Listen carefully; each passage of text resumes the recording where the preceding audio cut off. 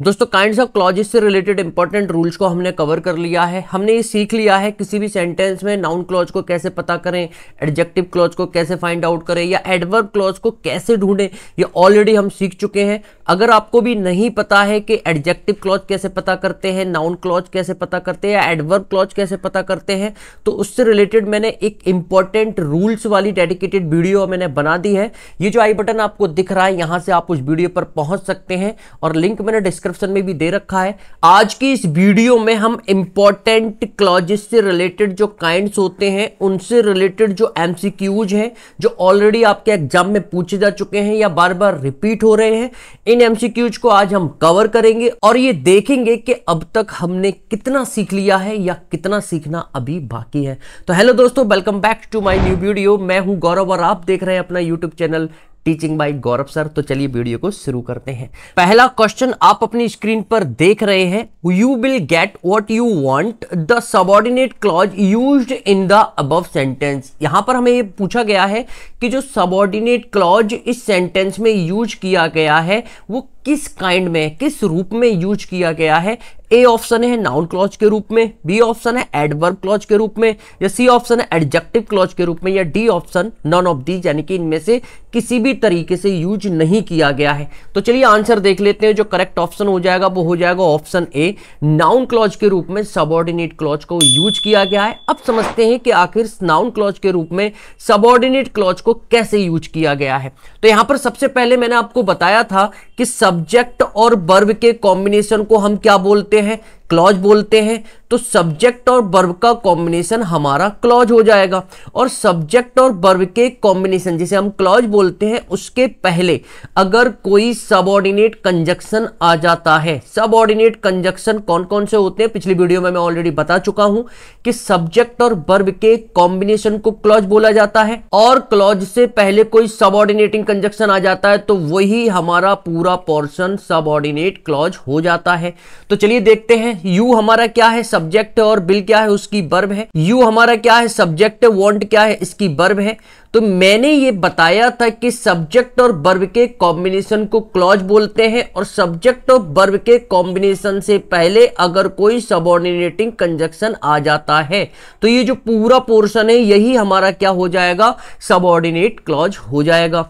इधर वाला हमारा क्या हो जाएगा, मेन क्लॉज, जिसे हम प्रिंसिपल क्लॉज बोलते हैं, वो हो जाएगा।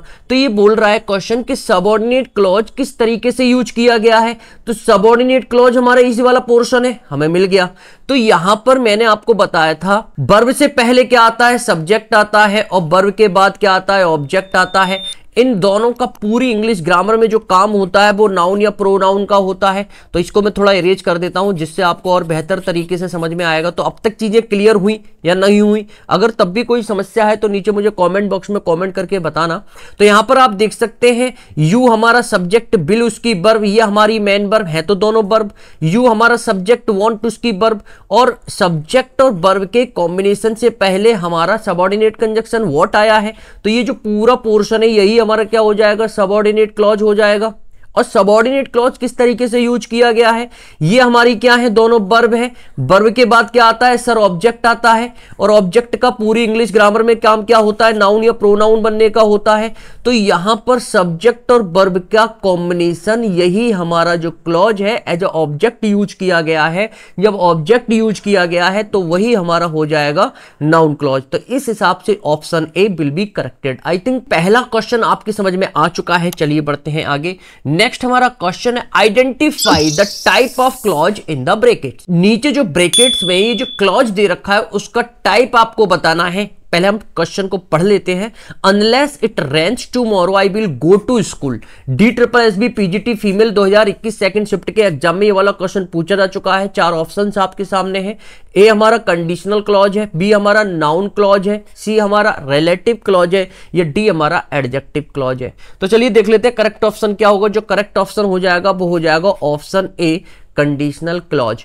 तो यहां पर दोस्तों मैं आपको बताना चाहूंगा कुछ कंडीशनल वर्ड्स होते हैं उनको आपको ध्यान में रखना है। वो कंडीशनल वर्ड्स कौन कौन से होते हैं मैं यहां पर आपको दिखा देता हूं।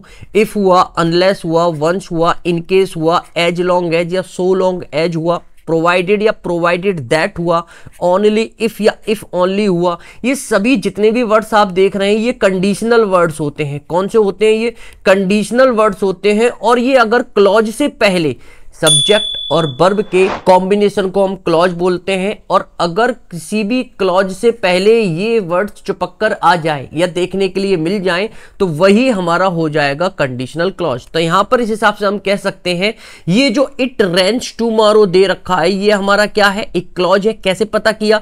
इट हमारा सब्जेक्ट और रेन्स उसकी वर्ब, और सब्जेक्ट और वर्ब के कॉम्बिनेशन को हम क्लॉज बोलते हैं। और उसके पहले कोई भी अगर कंडीशनल वर्ड आ जाता है तो वो सेंटेंस, वो क्लॉज हमारा हो जाएगा कंडीशनल क्लॉज। आई थिंक पहला ऑप्शन करेक्ट होगा, कंडीशनल क्लॉज कहा जाएगा। कोई भी समस्या हो इस वाले क्वेश्चन में तो नीचे कमेंट बॉक्स में कमेंट करके बता सकते हैं। चलिए बढ़ते हैं आगे। नेक्स्ट हमारा क्वेश्चन है select the most appropriate option, dependent clause is also called dash. इस खाली जगह में आपको बताना है कौन सा ऑप्शन भरा जाएगा। DSSB PGT female 2021 second shift के एग्जाम में ऑलरेडी क्वेश्चन पूछा जा चुका है।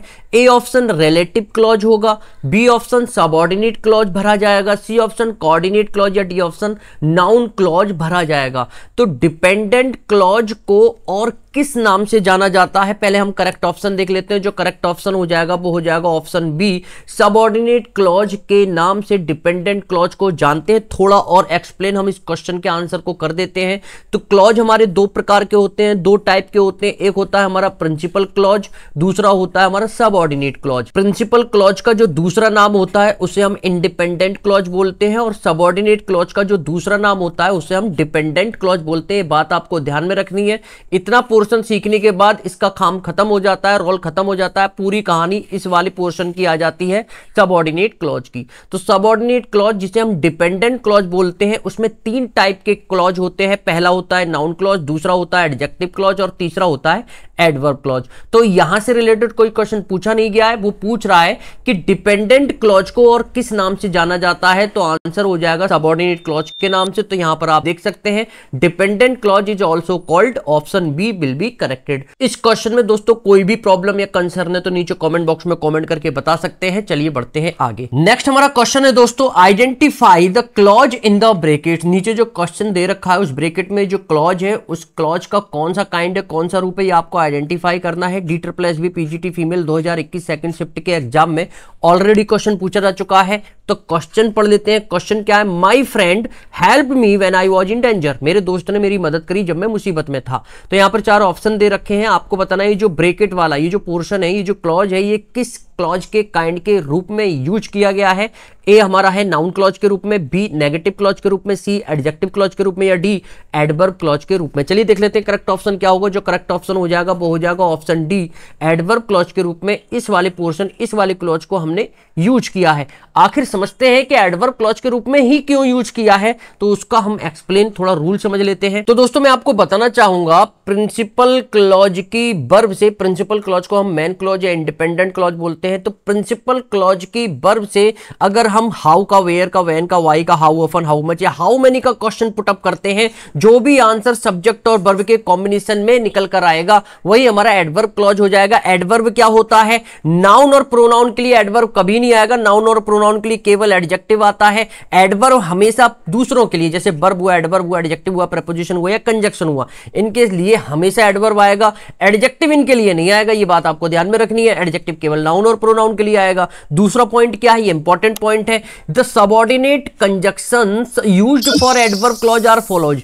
अगर सेंटेंस में अगर कोई क्लॉज हमारा ये जो कंजक्शन आपको दिखाई दे रहे हैं इनके साथ आ रहा है, मेरे शब्दों पर गौर करना, मैं क्या कहना चाह रहा हूं। अगर कोई भी क्लॉज इन वाले कंजक्शन के साथ आ रहा है, या हम कहें कि टाइम उसमें बताया जा रहा है, कोई कारण बताया जा रहा है, कंट्रास्ट या कोई शर्त या कंडीशन बताई जा रही है, और वो इन सभी कंजक्शंस को फॉलो कर रहे हैं, यानी कि जो क्लॉज होता है, जो सबऑर्डिनेट क्लॉज होता है, वो इन कंजक्शंस के साथ आ रहा है, तो वही हमारा एडवर्ब क्लॉज हो जाएगा। सरल और आसान भाषा में मैंने आपको पॉइंट टू पॉइंट बता दिया। कंप्लीट रूल देखना है तो मैं फिर बोल रहा हूं, रूल्स वाली वीडियो जरूर देखिएगा। तो इस हिसाब से हम कह सकते हैं option D will be corrected. I think question समझ में आ चुका है, इसका आंसर भी मैंने एक्सप्लेन कर दिया। अब आते हैं अगले क्वेश्चन पर। नेक्स्ट हमारा क्वेश्चन आप अपनी स्क्रीन पर देख सकते हैं। We are going to the restaurant that I love most, यानी कि हम रेस्टोरेंट जा रहे हैं जो मुझे बहुत ज्यादा पसंद है। The given sentence is an example of, ये जो ऊपर सेंटेंस दे रखा है, जो अंडरलाइन वाला पोर्शन है, ये किसका एग्जांपल है? एडवर्बियल क्लॉज का एग्जांपल है, बी हमारा नाउन क्लॉज का, सी हमारा एडजेक्टिव क्लॉज का, या डी हमारा प्रोनाउन क्लॉज का। DSSS PGT male 2021 first shift के एग्जाम में ऑलरेडी क्वेश्चन पूछा जा चुका है। चलिए देख लेते हैं करेक्ट ऑप्शन क्या होगा। जो करेक्ट ऑप्शन हो जाएगा दोस्तों वो हो जाएगा एडजेक्टिव क्लॉज का। अब हम इसको एक्सप्लेन करते हैं कि आखिर एडजेक्टिव क्लॉज क्यों होगा। तो यहां पर दोस्तों मैं आपको बताना चाहूंगा, नाउन के लिए, मैंने शब्दों पर ध्यान देना, मैं क्या कहना चाह रहा हूं, सेंटेंस में अगर नाउन दे रखा है तो नाउन के लिए इन कीवर्ड्स के साथ आने वाला क्लॉज, नाउन के लिए इन कीवर्ड्स के साथ आने वाला क्लॉज, यही हमारा कहलाया जाएगा एडजेक्टिव क्लॉज। चलिए आते हैं अपने क्वेश्चन पर। तो यहां पर आप देख सकते हैं रेस्टोरेंट, ये क्या है? हमारा नाउन है, और नाउन के लिए जो क्लॉज आया है वो इस वाले दैट वाले कीवर्ड्स के साथ आया है, जो इस रेस्टोरेंट यानी कि जो नाउन है इसको क्वालिफाई कर रहा है, एक्स्ट्रा जानकारी दे रहा है। वो एक्स्ट्रा जानकारी सब्जेक्ट और वर्ब के कॉम्बिनेशन के साथ है, तो वही हमारा हो जाएगा एडजेक्टिव क्लॉज। आई थिंक चीजें सब क्लियर हो चुकी हैं। चलिए बढ़ते हैं आगे। नेक्स्ट हमारा क्वेश्चन है, the vacation is what Robert needs most at this time, identify the clause in the brackets. ये जो ब्रैकेट में दे रखा है क्लॉज, इसको आपको आइडेंटिफाई करना है, ये किस क्लॉज का काइंड है। ए हमारा एडजेक्टिव क्लॉज, बी हमारा नाउन क्लॉज, सी हमारा एडवर्बियल क्लॉज, या डी हमारा प्रोनाउन क्लॉज। चलिए देख लेते हैं करेक्ट ऑप्शन क्या होगा। जो करेक्ट ऑप्शन हो जाएगा वो हो जाएगा नाउन क्लॉज। अब हम ये समझेंगे नाउन क्लॉज क्यों होगा। तो दोस्तों मैंने आपको बताया था, वर्ब से पहले क्या आता है? सब्जेक्ट आता है। वर्ब के बाद क्या आता है? ऑब्जेक्ट आता है। पूरी इंग्लिश ग्रामर में इनका जो रोल होता है, जो काम होता है, नाउन या प्रोनाउन का होता है। तो यहां पर आप देख सकते हैं, इज हमारी वर्ब है, वर्ब के बाद सब्जेक्ट और वर्ब का कॉम्बिनेशन आया हुआ है, और उसके पहले व्हाट हमारा कंजक्शन, जो सबऑर्डिनेट कंजक्शन होता है, वो आया हुआ है। तो ये जो क्लॉज, सबऑर्डिनेट क्लॉज है, ये हमारा एज अ ऑब्जेक्ट की तरह वर्क कर रहा है। तो जो ऑब्जेक्ट होता है वो नाउन या प्रोनाउन बनता है, लेकिन यहां पर सब्जेक्ट और वर्ब के कॉम्बिनेशन को क्लॉज बोलते हैं। तो ऑब्जेक्ट के रूप में जो क्लॉज काम कर रहा है वही हमारा नाउन क्लॉज हो जाएगा। सिंपल सी बात है, इस हिसाब से हम कह सकते हैं option B will be corrected. चलिए बढ़ते हैं आगे। नेक्स्ट हमारा क्वेश्चन है, choose the appropriate noun clause that could replace the underlined part of the given sentence. यहां पर आपको बताना है कौन सा ऑप्शन भरा जाएगा। हर्ट्स मी, एमपी टीजीटी 2018 के एग्जाम में ये ऑलरेडी क्वेश्चन पूछा जा चुका है। 4 ऑप्शंस आपके सामने हैं। A option cheating, B option the statement, C option that you should cheat me, D option even the thought of his suffering. चलिए देख लेते हैं करेक्ट ऑप्शन क्या होगा। जो करेक्ट ऑप्शन हो जाएगा वो हो जाएगा option C, that you should cheat me. क्यों होगा वो हम समझते हैं। तो सब्जेक्ट और वर्ब के कॉम्बिनेशन को हम दोस्तों क्लॉज बोलते हैं, ये ऑलरेडी मैं आपको बता चुका हूं। और क्लॉज से पहले अगर सबऑर्डिनेट कंजक्शन आ जाता है तो वही हमारा सबऑर्डिनेट क्लॉज हो जाता है। यहां पर आप देख सकते हैं, यहां पर सब्जेक्ट और वर्ब का कॉम्बिनेशन है नहीं, यहां पर भी नहीं है और यहां पर भी नहीं है। बचा क्या हमारा? यू हमारा सब्जेक्ट और शुड उसकी वर्ब, और उसके पहले दैट हमारा क्या आया है? सबऑर्डिनेट कंजक्शन आया है। इस हिसाब से हम कह सकते हैं option C will be corrected. चलिए बढ़ते हैं आगे। नेक्स्ट हमारा क्वेश्चन है दोस्तों, choose the appropriate adverbial clause to fill in the blanks. The stolen goods were found dash. इस खाली जगह में आपको बताना है कौन सा इन 4 ऑप्शंस में से एडवर्बियल क्लॉज भरा जाएगा। एमपी टीजीटी 2018 के एग्जाम में ऑलरेडी क्वेश्चन पूछा जा चुका है। A option outside the garage, B option where the dacoits usually hit things, C option in the dacoits hiding place, या D option and the police confiscated them all. ये option सही होगा। चलिए देख लेते हैं करेक्ट ऑप्शन क्या होगा। जो करेक्ट ऑप्शन हो जाएगा वो हो जाएगा option B, where the dacoits usually hit things. अब समझेंगे दोस्तों ये जो बाकी के जो ऑप्शन है वो कैसे इनकरेक्ट हो जाएंगे। तो यहां पर आप देख सकते हैं आउटसाइड द गैराज, इसमें सब्जेक्ट और वर्ब का कॉम्बिनेशन नहीं है और सब्जेक्ट वर्ब के कॉम्बिनेशन को हम क्लॉज बोलते हैं, तो इस हिसाब से ये कट जाएगा। इन द डेकॉइट्स हाइडिंग प्लेस, इसमें भी सब्जेक्ट और वर्ब का कॉम्बिनेशन नहीं है, तो इस हिसाब से ये भी कट जाएगा। And the police confiscated them all, तो एंड हमारा जो होता है वो कोऑर्डिनेटिंग कंजक्शन होता है, और जब दो क्लॉज किसी कोऑर्डिनेटिंग कंजक्शन के साथ जुड़े होते हैं तो वो अपने आप में इंडिपेंडेंट होते हैं, इंडिपेंडेंट मीनिंग दे रहे होते हैं, तो वो हमारे दोनों प्रिंसिपल क्लॉज हो जाएंगे, ना कि सबऑर्डिनेट क्लॉज हो जाएंगे। तो इस हिसाब से ये भी ऑप्शन कट जाएगा, तो जो करेक्ट ऑप्शन हो जाएगा वो हो जाएगा ऑप्शन बी। चलिए बढ़ते हैं आगे। नेक्स्ट हमारा क्वेश्चन है choose the appropriate adjective clause to complete the given sentence. यहां पर हमें एडजेक्टिव क्लॉज को फाइंड आउट करना है।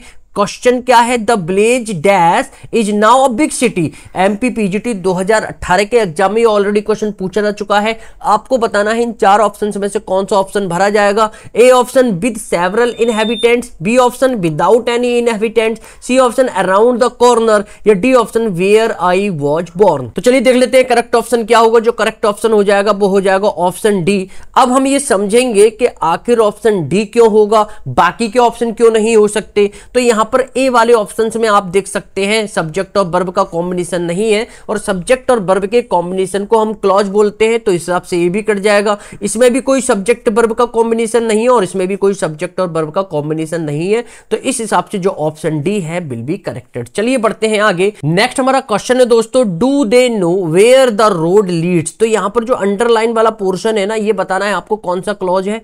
AWES PGT 2013 के एग्जाम में ऑलरेडी क्वेश्चन पूछा जा चुका है। A option adverb subordinate clause होगा, B option adjective subordinate clause होगा, C option noun subordinate clause होगा, या D option none of the above, यानी कि इनमें से कोई नहीं होगा। तो यहां पर हम देखते हैं करेक्ट ऑप्शन क्या होगा। जो करेक्ट ऑप्शन हो जाएगा वो हो जाएगा option C, noun subordinate clause. अब हम ये समझेंगे कि आखिर नाउन सबऑर्डिनेट क्लॉज ही क्यों होगा। तो मैंने दोस्तों आपको बताया था वर्ब से पहले सब्जेक्ट आता है, वर्ब के बाद ऑब्जेक्ट आता है। पूरी इंग्लिश ग्रामर में इन दोनों का काम नाउन और प्रोनाउन का होता है। तो यहां पर आप देख सकते हैं नो क्या है, हमारी वर्ब है, और वर्ब के बाद क्या आता है, ऑब्जेक्ट आता है। और जब सब्जेक्ट और वर्ब के कॉम्बिनेशन को हम क्लॉज बोलते हैं। अगर कोई क्लॉज एज ऑब्जेक्ट बन रहा है और उसके पहले सबऑर्डिनेट कंजक्शन वेयर आ रहा है, तो यहां पर आप समझ सकते हैं ये हमारा सबऑर्डिनेट क्लॉज हो जाएगा। और जब subordinate clause as object work कर रहा है तो ऑब्जेक्ट हमारा नाउन या प्रोनाउन होता है, तो इस हिसाब से हम कह सकते हैं ये हमारा नाउन सबऑर्डिनेट क्लॉज हो जाएगा। इस हिसाब से option C will be corrected. तो दोस्तों इस तरीके से हमने 10 इंपॉर्टेंट एमसीक्यूज को रूल्स के साथ साथ कवर कर लिया, और यहां से हमारे जो रूल्स हैं वो भी रिवाइज हो चुके हैं। और दोस्तों अगली वीडियो में मैं पार्ट 2 दोबारा से लेकर आऊंगा, जिसमें मैं 10 important MCQs kinds of clauses से रिलेटेड लेकर आने वाला हूं। और दोस्तों इसी तरीके से अगर आपको ग्रामर के रूल को सरल और आसान भाषा में सीखना है तो मेरे से आप जुड़ सकते हैं। मेरे से जुड़ने के लिए आपको चैनल को सब्सक्राइब करना होगा। चैनल को सब्सक्राइब करते ही आप मेरे से जुड़ जाएंगे। और दोस्तों ये जो वीडियोज मैं आपके लिए प्रोवाइड करा रहा हूं, इनके लिंक अगर आपको नोटिफिकेशन के माध्यम से चाहिए तो बेल आइकन को ऑल पर करके सेलेक्ट कर देना होगा। इससे क्या होगा, मेरे द्वारा बनाई गई जितनी भी वीडियोज हैं उनके लिंक आपको नोटिफिकेशन के माध्यम से प्रॉपर वे में मिलते रहेंगे, और इसी तरीके से हम ग्रामर की तैयारी करते रहेंगे। अगली वीडियो जो पार्ट 2 जिसमें हम काइंड्स ऑफ क्लॉजेस से रिलेटेड इंपॉर्टेंट एमसीक्यूज 10 एमसीक्यूज को हम कवर करने वाले हैं, तो वो लेकर आने वाला हूं। तो मिलते हैं अगली वीडियो में, जब तक के लिए आप अपना ख्याल रखिए। जय हिंद।